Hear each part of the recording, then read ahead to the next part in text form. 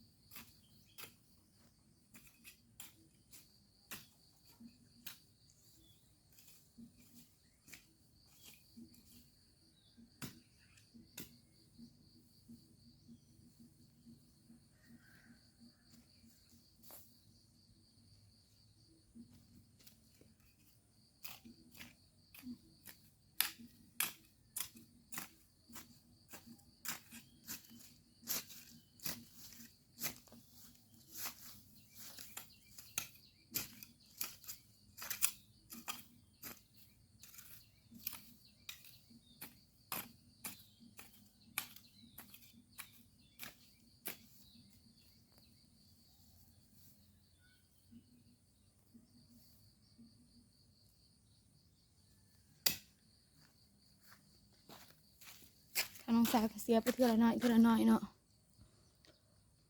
ทางน้องสาวก็สิไปเสียต่ออีก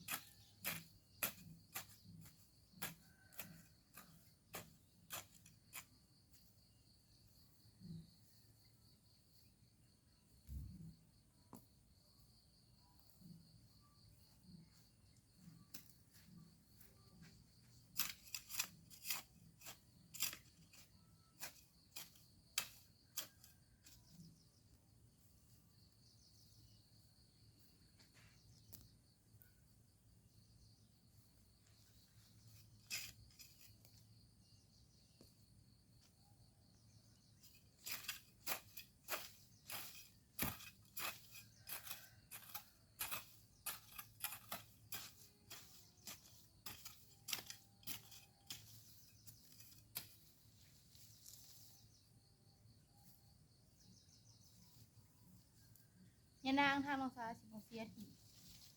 เอาไว้เนาะยานางเสียออกไปหยัง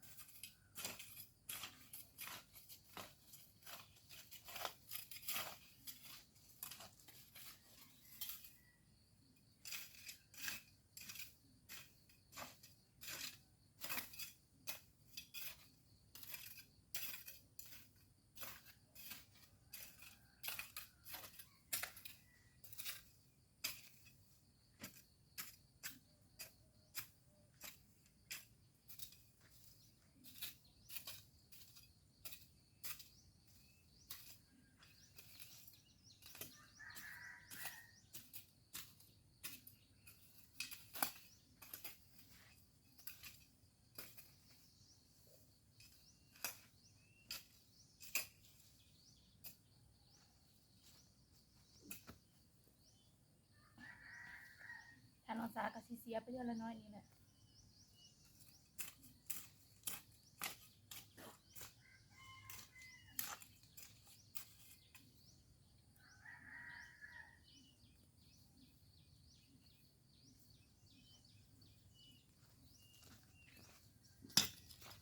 ทางน้องสาก็เสียไปได้หลายเติบแล้วทางน้องสาโจ่งเนี่ยนางไว้เนาะทางน้องสาก็สิไปเสียทางคุณเนี่ย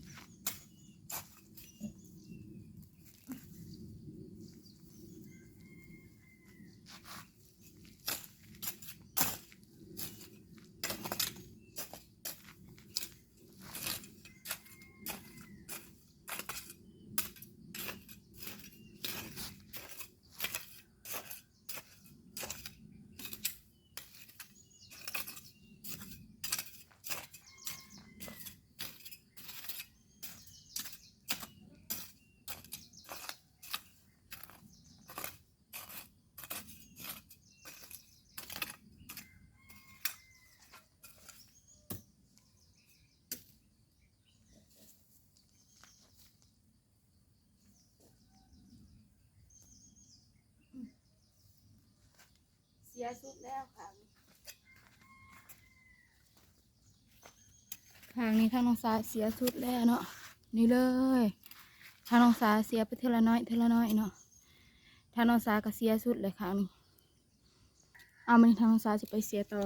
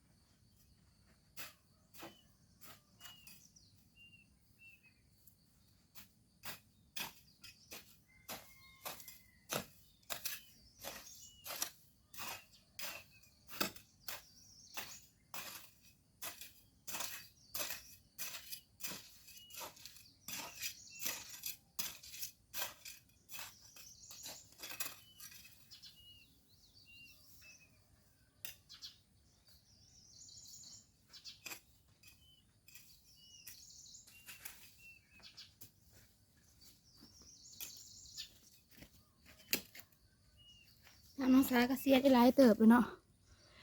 พังนี้ทางน้องสาเสียแล้วเลยเนาะยังเหลือแต่พังนี้บัดนี้พังนี้แปลนแล้วยังเหลือแต่พังนี้เนาะบัดนี้บรรยากาศก็ฮ้อนฮ้อนเสียแล้วเลยเนาะเหือเลยเหือออกเลย เสียแต่เศร้าเหือออกเลยเนาะทางน้องสาก็เสียไปเท่าละน้อยเท่าละน้อยเสียครั้งนี้แล้วเลยเนาะเหลือครั้งนี้ครั้งตูแล้วก็ทางคากมึงบวบอีกห้องหนึ่งเสียแล้วเลยสุดซ้ายยังเหลืออีกห้องหนึ่งเลยค่ะทางรักษาไฟฟ้าเนาะเหลือซ้ำนี่แหละทางน้องสาก็เสียไปเท่าละน้อยเท่าละน้อยนี่แหละทางน้องสากับบริถ่ายคลิปตอนทางน้องสาเหตุบางทีกะทางน้องสาก็ถ่ายให้แม่FCได้เบิ่งคลิปนึงเลยเอาคลิปลงเลยทางน้องสากับไปนางเสียเท่าละน้อยเท่าละน้อยไปบ่แม่นทางน้องสาบ่เฮ็ดเนาะทางน้องสาก็เฮ็ดทางน้องสากะตื่นแต่เช้าหนึ่งข้าวให้ไอ้ทงถ้าทางน้องสาบ่ลุกกะทางไอ้ทงเพิ่นก็บ่ได้ไปเฮ็ดเวียกบ่มีคนหนึ่งข้าวให้เพิ่นเนาะทางน้องสาต้องได้ลุกเพราะว่าทางน้องสาลุกแต่เช้าหนึ่งข้าวแล้วเลยทางน้องสากะเฮ็ดกินแล้วทางไอ้ทงเพิ่นก็ไปเฮ็ดเวียกเนาะโดยบัดนี้ทางน้องสาก็สิได้จบคลิปไปเพียงแค่นี้ไปพบพอกันในคลิปหน้าเด้อกราบขอบคุณทางแม่ FC เบิดสุขุสุคนที่เบิ่งคลิปของน้องสาตั้งแต่ต้นจนจบที่บ่ข้ามโฆษณาทางน้องสาว่าผิดพลาดประการใดก็ต้องขอโทษขออภัยทางแม่ FC เบิดสุขุสุคนทางน้องสาสิขอตัวลาไปเพียงแค่นี้ก็กล่าวคำว่าสบายดีบ๊ายบาย